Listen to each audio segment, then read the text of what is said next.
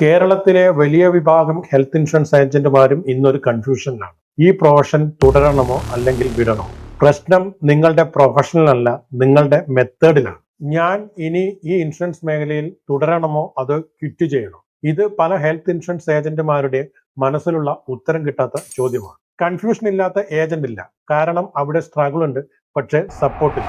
നിങ്ങളുടെ ഈ ജോബ് അല്ലെങ്കിൽ ഈ ഫീൽഡ് ബോറായത് കൊണ്ടല്ല നിങ്ങൾക്ക് മടുക്കുന്നത്. നേരെ മറിച്ച് നിങ്ങൾ ഫോളോ ചെയ്യുന്ന രീതി പഴയതായത് കൊണ്ടാണ് നിങ്ങൾ തളർന്നു പോകുന്നത്. നിങ്ങൾക്ക് ഒരു ഡിജിറ്റൽ സിസ്റ്റം ഉണ്ടെങ്കിൽ നിങ്ങൾക്ക് ലീഡ്സ് വരും, ക്ലയൻസ് തന്നെ നിങ്ങളെ ഫൈൻഡ് ചെയ്യും.